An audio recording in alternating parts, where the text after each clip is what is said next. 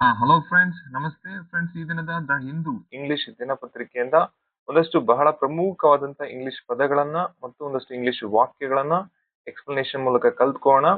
Explanation ಆದ್ಮೇಲೆ friends ವಿವರಿಸಿದ ಮೇಲೆ ಕಡೆಯಲ್ಲಿ ಕ್ವಿಜ್ ಇರುತ್ತೆ. ಕ್ವಿಜ್ ಮೂಲಕ ಇಷ್ಟು ಪದಗಳನ್ನ ಮತ್ತೊಮ್ಮೆ ರಿವಿಷನ್ ಮಾಡೋಣ ಫ್ರೆಂಡ್ಸ್. ಫ್ರೆಂಡ್ಸ್, ಮೊದಲ ಹೆಡ್ ಲೈನ್,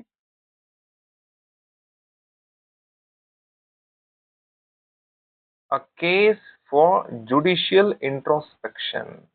ಫ್ರೆಂಡ್ಸ್, ಇಲ್ಲಿ ಎರಡು ಪದಗಳನ್ನ ಅಂಡರ್ಲೈನ್ ಮಾಡಿದ್ದೀನಿ. ಒಂದು ಜುಡಿಷಿಯಲ್, ಮತ್ತೊಂದು ಇಂಟ್ರೋಸ್ಪೆಕ್ಷನ್. ಮೊದಲಿಗೆ ಜುಡಿಷಿಯಲ್ ಅಂದ್ರೆ ಏನು, ನಂತರ ಇಂಟ್ರೋಸ್ಪೆಕ್ಷನ್ ಅಂದ್ರೆ ಏನು ಅನ್ನೋದನ್ನ ಅರ್ಥ ಮಾಡ್ಕೋಣ ಫ್ರೆಂಡ್ಸ್. ಫ್ರೆಂಡ್ಸ್, ಜುಡಿಷಿಯಲ್ ಅಂತಂದ್ರೆ ಇದೊಂದು ಅಡ್ಜೆಕ್ಟಿವ್. ಒಬ್ಬ ವ್ಯಕ್ತಿ, ಒಂದು ಸ್ಥಳ, ಒಂದು ಸಂಸ್ಥೆಯ ವಿಶೇಷ ಗುಣವನ್ನ ಸೂಚಿಸುವಂತ ಪದಕ್ಕೆ ಅಡ್ಜೆಕ್ಟಿವ್ ಅಂತ ಕರಿತೀವಿ, ನಾಮ ವಿಶೇಷಣ ಪದ. ಫ್ರೆಂಡ್ಸ್, ಜುಡಿಷಿಯಲ್ ಅಂತಂದ್ರೆ it is related to judges, law or courts. ನ್ಯಾಯಾಧೀಶರು, ಕಾನೂನು ಮತ್ತು ನ್ಯಾಯಾಂಗಕ್ಕೆ ಸಂಬಂಧಪಟ್ಟಂತಹ ಮ್ಯಾಟರ್ಗಳೇನಿದೆ ಆ ಎಲ್ಲ ಮ್ಯಾಟರ್ಗೆ ಫ್ರೆಂಡ್ಸ್ ಇಂಗ್ಲಿಷ್ ನಲ್ಲಿ ಜುಡಿಷಿಯಲ್ ಅಂತ ಕರೀತಾರೆ. ಕನ್ನಡದಲ್ಲಿ ನ್ಯಾಯಾಂಗ, ನ್ಯಾಯಾಲಯಕ್ಕೆ ಸಂಬಂಧಿಸಿದ ಅನ್ನುವಂತ ಅರ್ಥ ಬರುತ್ತೆ. ಇದಕ್ಕೆ ಸಮಾನಾರ್ಥಕ ಪದಗಳು ಲೀಗಲ್ಲು, ಜುರಿಡಿಕಲು. ವಿರುದ್ಧ ಪದಗಳು ಇಲ್ಲೀಗಲ್, ಕಾನೂನು ಬಾಹಿರ, ಅನ್ಲಾಫುಲ್. ಈ ಪದವನ್ನ ಒಂದು ಎಕ್ಸಾಂಪಲ್ ಆಗಿ ಬಳಸೋದಾದ್ರೆ friends, this is a judicial decision. Decision ಅಂದ್ರೆ ನಿರ್ಧಾರ. ಇದು ನ್ಯಾಯಾಂಗದ ನಿರ್ಧಾರ ಅಂತ ಹೇಳೋದಕ್ಕೆ ಜುಡಿಷಿಯಲ್ ಪದವನ್ನ ನಾವು ಡಿಸಿಷನ್ ಗಿಂತ ಮುಂಚೆ ಬಳಸಬೇಕು. ಇತ್ತೀಚೆಗೆ ನಟ ದರ್ಶನ್ ಅವರ ಬೇಲು ರದ್ದಾಯಿತು. ಇದು ಯಾರ ನಿರ್ಧಾರ? It's judicial decision. Supreme court ಒಂದು ನ್ಯಾಯಾಂಗ, ಒಂದು ನ್ಯಾಯಾಲಯ. ಇದು ಸುಪ್ರೀಂ ಕೋರ್ಟ್ ನ ಡಿಸಿಷನ್, ಇದು ನ್ಯಾಯಾಂಗದ ನಿರ್ಧಾರ, ಜುಡಿಷಿಯಲ್ ಡಿಸಿಷನ್. ನೆಕ್ಸ್ಟ್ ಪದ ಇಂಟ್ರೋಸ್ಪೆಕ್ಷನ್. ಇಂಟ್ರೋಸ್ಪೆಕ್ಷನ್ ಅನ್ನುವುದು ಒಂದು ನೌನ್ ಫ್ರೆಂಡ್ಸ್, ನಾಮಪದ. ಒಬ್ಬ ವ್ಯಕ್ತಿ, ಸ್ಥಳ, ಸಂಸ್ಥೆಯ ಹೆಸರನ್ನ ಸೂಚಿಸುವ ಪದಕ್ಕೆ ನೌನ್ ಅಂತ ಕರಿತೀವಿ. ಸೊ ಇಂಟ್ರೋಸ್ಪೆಕ್ಷನ್ ಅನ್ನುವುದು ಒಂದು ಹೆಸರು, ಒಂದು ನೌನು. ಅರ್ಥ ಫ್ರೆಂಡ್ಸ್, ದಿ ಎಕ್ಸಾಮಿನೇಷನ್. ಇಂಟ್ರೋಸ್ಪೆಕ್ಷನ್ ಅನ್ನುವುದು ಒಂದು ಪರೀಕ್ಷೆ. ಯಾವ್ದು ಪರೀಕ್ಷೆ? Of one's own thoughts are feelings. ಕನ್ನಡದಲ್ಲಿ ಸ್ವಾಲೋಚನೆ ಅಥವಾ ಆತ್ಮ ಪರಿಶೀಲನೆ ಅನ್ನುವಂತ ಅರ್ಥ ಬರುತ್ತೆ. ಫ್ರೆಂಡ್ಸ್, ಒಬ್ಬ ವ್ಯಕ್ತಿ ತನ್ನ ಆಲೋಚನೆಗಳನ್ನ ಅಥವಾ ತನ್ನ ಫೀಲಿಂಗ್ಸ್ ಅನ್ನ ಅವಲೋಕನ ಮಾಡೋದೇನಿದೆ, ಪರೀಕ್ಷೆ ಮಾಡ್ಕೊಳ್ಳೋದೇನಿದೆ, ಪರಿಶೀಲನೆ, ಅನಾಲಿಸ್ ಮಾಡ್ಕೊಳ್ಳೋದೇನಿದೆ, ಇದಕ್ಕೆ ಇಂಟ್ರೋಸ್ಪೆಕ್ಷನ್ ಅಂತ ಕರೀತೀವಿ ಫ್ರೆಂಡ್ಸ್. ಇದಕ್ಕೆ ಸಮಾನಾರ್ಥಕ ಪದಗಳು ಸೆಲ್ಫ್ ರಿಫ್ಲೆಕ್ಷನ್, ನನ್ನನ್ನ ನಾನು ರಿಫ್ಲೆಕ್ಟ್ ಮಾಡ್ಕೊಳ್ಳೋದು. ಸೆಲ್ಫ್ ಅನಾಲಿಸಿಸ್, ನನ್ನನ್ನ ನಾನು ಅನಲೈಸ್ ಮಾಡ್ಕೊಳ್ಳೋದು, ಇಂಟ್ರೋಸ್ಪೆಕ್ಷನ್. ವಿರುದ್ಧ ಪದ ಇಗ್ನೋರೆನ್ಸ್, ನೆಗ್ಲೆಕ್ಟ್, ನಿರ್ಲಕ್ಷ್ಯ ಮಾಡೋದು. ಇದನ್ನ ಒಂದು ಎಕ್ಸಾಂಪಲ್ ಆಗಿ ಬಳಸೋದಾದ್ರೆ, introspection helps us grow as individuals. ಆತ್ಮ ಪರಿಶೀಲನೆ ನಮ್ಮ ವ್ಯಕ್ತಿತ್ವದ ಬೆಳವಣಿಗೆಗೆ ಸಹಾಯ ಮಾಡುತ್ತೆ. ನನ್ನ ಆಲೋಚನೆಗಳನ್ನ, ನನ್ನ ಭಾವನೆಗಳನ್ನ ಪರಿಶೀಲನೆ ಮಾಡ್ಕೊಳ್ಳೋದ್ರಿಂದ ನನ್ನ ಕ್ಯಾರೆಕ್ಟರ್ ಅನ್ನ, ನನ್ನ ವ್ಯಕ್ತಿತ್ವವನ್ನ ನಾನು ತಿದ್ದುಕೊಳ್ಬಹುದು ಫ್ರೆಂಡ್ಸ್. ಇಲ್ಲಿ ನಾವು ಅಬ್ಸರ್ವ್ ಮಾಡಿದ್ವಿ, ಹೆಡ್ಲೈನ್ ಅಲ್ಲಿ ಜುಡಿಷಿಯಲ್ ಇಂಟ್ರೋಸ್ಪೆಕ್ಷನ್ ಅಂತ ಇದೆ. ಸೊ ಆರ್ಟಿಕಲ್ ಪ್ರಕಾರ ಕೋರ್ಟು ಕೆಲವು ಸಂದರ್ಭದಲ್ಲಿ ತನ್ನ ಅಧಿಕಾರದ ವ್ಯಾಪ್ತಿಯನ್ನ ಮೀರುತ್ತಾ ಇದೆ ಅಂತದ್ದು ಒಂದು ಕೇಸ್ ಬಗ್ಗೆ ಈ ಆರ್ಟಿಕಲ್ ಅಲ್ಲಿ ಡಿಸ್ಕಷನ್ ಮಾಡಿದ್ದಾರೆ. ಸೊ ಆದರೂ ಏನ್ ಹೇಳ್ತಿದ್ರೆ, ಈ ಕೇಸು ನ್ಯಾಯಾಂಗಕ್ಕೆ ಒಂದು ಪಾಠವನ್ನ, ಒಂದು ಎಚ್ಚರಿಕೆಯನ್ನ ಕೊಡಬೇಕು. ಆ ಎಚ್ಚರಿಕೆ ಏನು ಅಂತಂದ್ರೆ ಜುಡಿಷಿಯಲ್ ಇಂಟ್ರೋಸ್ಪೆಕ್ಷನ್. ನ್ಯಾಯಾಂಗ ಸ್ವಲ್ಪ ಅವಲೋಕನ ಮಾಡ್ಕೋಬೇಕು. ತನ್ನ ಅಧಿಕಾರ ಏನು, ತನ್ನ ಲಿಮಿಟ್ ಏನು, ಲಿಮಿಟ್ ಮೀರ್ತಾ ಇದ್ಯಾ, ಹದ್ದು ಮೀರ್ತಾ ಇದ್ಯಾ ಅಂತ ಒಂದು ರಿಫ್ಲೆಕ್ಷನ್ ಮಾಡ್ಕೋಬೇಕಾಗಿದೆ ಅಂತ ಆತರು ಆರ್ಟಿಕಲ್ ಅಲ್ಲಿ ಡಿಸ್ಕಷನ್ ಮಾಡಿದ್ದಾರೆ. ಜುಡಿಷಿಯಲ್ ಅಂದ್ರೆ ನ್ಯಾಯಾಂಗ, ಇಂಟ್ರೋಸ್ಪೆಕ್ಷನ್ ಅಂತಂದ್ರೆ ಅವಲೋಕನ ಮಾಡ್ಕೊಳ್ಳೋದು. ಈಗ ನೆಕ್ಸ್ಟ್ ಆರ್ಟಿಕಲ್ಗೆ ಸಾಗೋಣ. How honour killings in India are reinforced and legitimised. Friends, ಇಲ್ಲಿ ಅಂಡರ್ಲೈನ್ ಮಾಡಿರುವಂತ ಆನರ್ ಕಿಲ್ಲಿಂಗ್, ರೀಇನ್ಫೋರ್ಸ್ಡ್, ಲೆಜಿಟಿಮೈಸ್ಡ್, ಈ ಮೂರು ಪದಗಳನ್ನ ಒನ್ ಬೈ ಒನ್ ಕಲಿತಾ ಹೋಗೋಣ. ಮೊದಲ ಪದ honour killing. Friends, honour killing ಕೂಡ ಒಂದು ನೌನ್.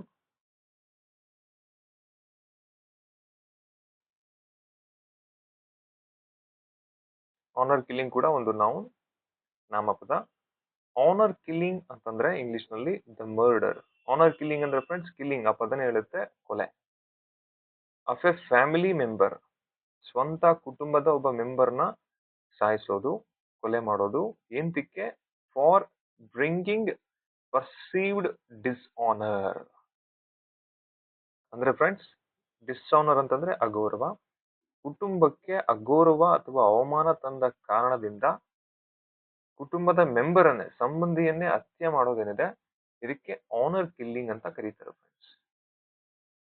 ಫ್ರೆಂಡ್ಸ್ ಇಂತಹ ಘಟನೆಗಳು, ಈ ಆನರ್ ಕಿಲ್ಲಿಂಗ್ ಹೆಚ್ಚಾಗಿ ನಡೆಯೋದು ಯಾವಾಗ ಅಂತಂದ್ರೆ, ಈ ಪ್ರೀತಿ ಮಾಡಿ ಓಡಿ ಹೋಗ್ತಾರಲ್ಲ, ಆ ಸಂದರ್ಭದಲ್ಲಿ ಅವರು ಮತ್ತೆ ಏನಾದ್ರೂ ಸಿಕ್ಕಿ ಬಿದ್ದಾಗ ಅವರನ್ನ ಅವರ ಪ್ರಾಣವನ್ನ ತೆಗೆದುಕೊಳ್ಳೋದೇನಿದೆ, ಅವರಿಗೆ ಹೊಡೆದು ಬಡ್ದು ನಮ್ಮ ಕುಟುಂಬದ ಗೌರವವನ್ನ ಹಾಳು ಮಾಡ್ಬಿಟ್ಟೆ, ನಮ್ಮ ಮಾನ ಮರ್ಯಾದೆ ತೆಗೆದುಬಿಟ್ಟೆ ಅಂತ ಅವರನ್ನ ಕೊಲೆ ಮಾಡೋದೇನಿದೆ, ಇದಕ್ಕೆ ಫ್ರೆಂಡ್ಸ್ ಇಂತಹ ಕೊಲೆಗೆ ಆನರ್ ಕಿಲ್ಲಿಂಗ್ ಅಂತ ಕರಿತೀವಿ.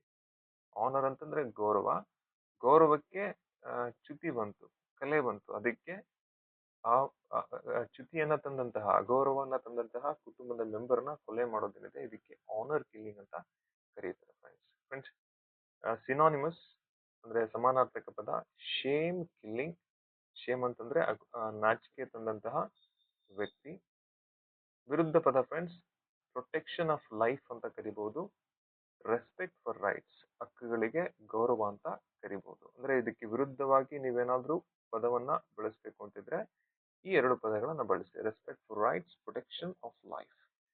ಇದನ್ನ ಒಂದು ಉದಾಹರಣೆಯಾಗಿ ಬಳಸೋದಾದ್ರೆ, honour killing is a violation of human rights. Honour killing ಏನಿದೆ, ಮರ್ಯಾದಾ ಹತ್ಯೆ ಅಂತ ಕರಿತೀವಿ ಕನ್ನಡದಲ್ಲಿ, ಇದು ಮಾನವ ಹಕ್ಕುಗಳ ಉಲ್ಲಂಘನೆ. ಫ್ರೆಂಡ್ಸ್ ಆನರ್ ಕಿಲ್ಲಿಂಗ್ ಅಂತಂದ್ರೆ ಮರ್ಯಾದಾ ಹತ್ಯೆ, ಮರ್ಯಾದೆ ತೆಗೆದಂತಹ ಕುಟುಂಬದ ವ್ಯಕ್ತಿಯನ್ನ ಸಾಯಿಸೋದು. ನೆಕ್ಸ್ಟ್ ಪದ ಫ್ರೆಂಡ್ಸ್ reinforced.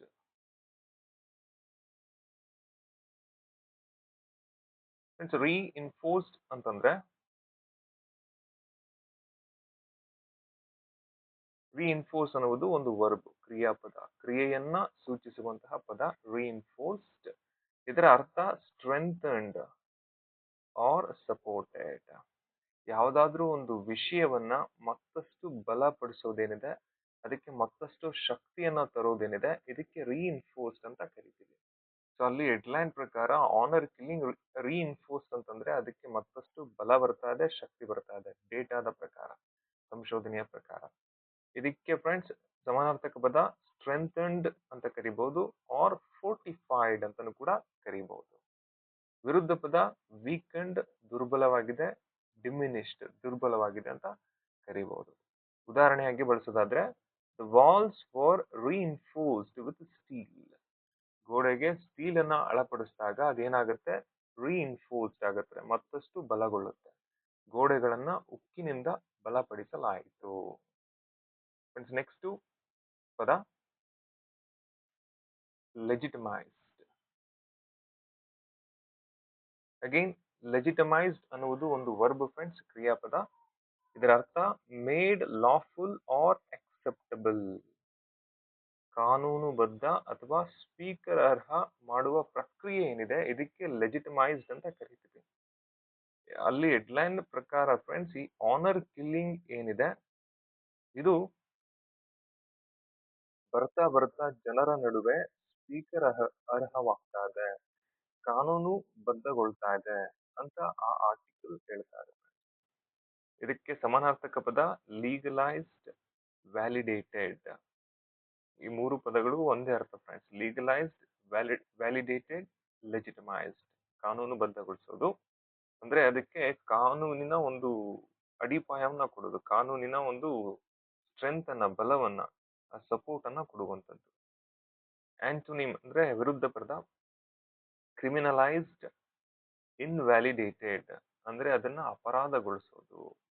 ಓಕೆ ಫ್ರೆಂಡ್ಸ್, ಇದನ್ನ ಒಂದು ಉದಾಹರಣೆಯಾಗಿ ಬಳಸೋದಾದ್ರೆ, the government legitimised the new reforms. ಸರ್ಕಾರವು ಹೊಸ ಸುಧಾರಣೆಗಳನ್ನ ಕಾನೂನುಬದ್ಧಗೊಳಿಸಿತು. ಫ್ರೆಂಡ್ಸ್ ಮತ್ತೊಮ್ಮೆ ಹೆಡ್ಲೈನ್ ಮೂಲಕ ಅರ್ಥ ಮಾಡ್ಕೊಳ್ಳಿ. ಆನರ್ ಕಿಲ್ಲಿಂಗ್ ಅಂದ್ರೆ ಏನು? ಮರ್ಯಾದಾ ಹತ್ಯೆ, ಮರ್ಯಾದೆಗೋಸ್ಕರ ತಮ್ಮ ಕುಟುಂಬದವ್ರನ್ನೇ ಕೊಲ್ಲೋದು. ರೀಇನ್ಫೋರ್ಸ್ಡ್, ಇದು ಏನಾಗ್ತಾ ಇದೆ ಭಾರತದಲ್ಲಿ ಮತ್ತಷ್ಟು ಬಲಗೊಳ್ತಾ ಇದೆ. ಅಂಡ್ ಲೆಜಿಟಿಮೈಸ್ಡ್, ಕೆಲವು ರಾಜ್ಯಗಳಲ್ಲಿ ಇದಕ್ಕೆ ಸರ್ಕಾರದ ಕಾನೂನಿನ ಬಲನು ಕೂಡ ಬರ್ತಾ ಇದೆ ಅಂತ ಈ ಹೆಡ್ಲೈನ್ ಮಾತಾಡುತ್ತೆ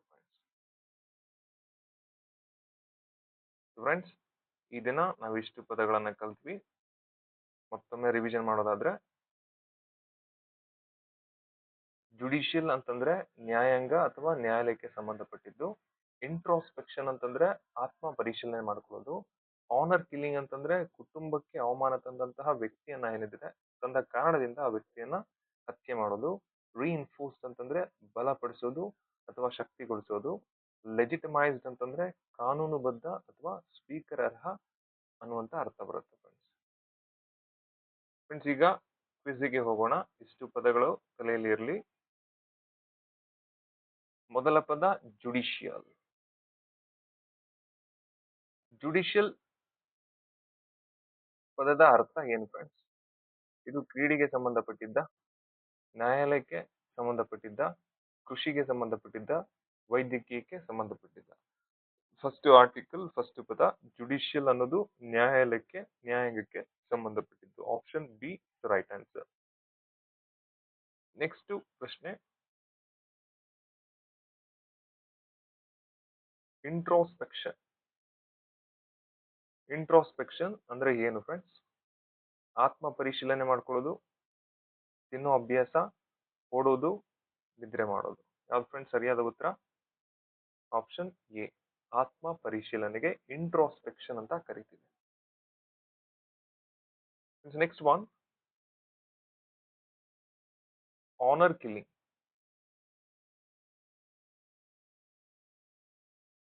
ಆನರ್ ಕಿಲ್ಲಿಂಗ್ ಅಂದ್ರೆ ಏನು ಫ್ರೆಂಡ್ಸ್? ಸಾರಿ,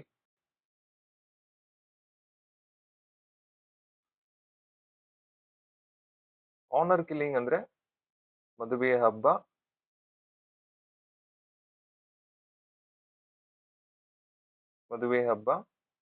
ಕುಟುಂಬದ ಗೌರವಕ್ಕಾಗಿ ಮಾಡ್ತಕ್ಕಂಥ ಹತ್ಯೆ, ಕಾನೂನು ರಕ್ಷಣೆ, ಕೃಷಿ ಹಬ್ಬ. ಸರಿಯಾದ ಉತ್ತರ ಏನು ಫ್ರೆಂಡ್ಸ್? ಆಪ್ಷನ್ ಬಿ, ಕುಟುಂಬದ ಗೌರವಕ್ಕಾಗಿ ತಮ್ಮ ಫ್ಯಾಮಿಲಿ ಮೆಂಬರ್ನೇ ಹತ್ಯೆ ಮಾಡೋದು. Next one, reinforced. ರೀಇನ್ಫೋರ್ಸ್ಡ್ ಅಂದ್ರೆ ಅರ್ಥ ಏನು? ಬಲಪಡಿಸಿದ, ಕುಗ್ಗಿಸಿದ, ಮರೆಮಾಡಿದ, ಹಾನಿಗೊಳಿಸಿದ.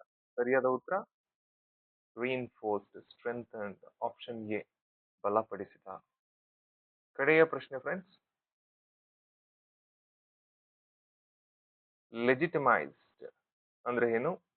ಕಾನೂನುಬದ್ಧಗೊಳಿಸಿದ, ಅಪರಾಧಗೊಳಿಸಿದ, ರದ್ದುಗೊಳಿಸಿದ, ಬಿಟ್ಟುಕೊಟ್ಟ. ಫ್ರೆಂಡ್ಸ್ ಸರಿಯಾದ ಉತ್ತರ ಏನು ಅನ್ನೋದು, ಈ ಪ್ರಶ್ನೆಗೆ ಉತ್ತರ ಏನು ಅನ್ನೋದನ್ನ ಪ್ಲೀಸ್ ಕಾಮೆಂಟ್ ಮಾಡಿ. ಸರಿಯಾದ ಉತ್ತರ ಏನು ಅಂತ ನಾನು ನಾಳೆ ವಿಡಿಯೋದಲ್ಲಿ ತಿಳಿಸ್ತೇನೆ ಫ್ರೆಂಡ್ಸ್. ದಯವಿಟ್ಟು ಈ ವಿಡಿಯೋ ಇಷ್ಟ ಆಗಿದ್ರೆ ಪ್ಲೀಸ್ ಒಂದು ಲೈಕ್ ಕೊಡಿ. ಉತ್ತರವನ್ನ ದಯವಿಟ್ಟು ತಪ್ಪದೆ ಕಾಮೆಂಟ್ ಮಾಡಿ. ಸಾಧ್ಯವಾದರೆ ನಿಮ್ಮ ಫ್ರೆಂಡ್ಸ್ ಒಂದಿಗೆ ಯಾರಿಗೆ ಇಂಗ್ಲಿಷ್ ಕಲಿಯುವ ಅಗತ್ಯತೆ ಇರುತ್ತೋ ಅವರಿಗೆ ಪ್ಲೀಸ್ ಈ ವಿಡಿಯೋನ ಶೇರ್ ಮಾಡಿ ಅಂತ ಹೇಳ್ತಾ ಥ್ಯಾಂಕ್ ಯು ಫ್ರೆಂಡ್ಸ್.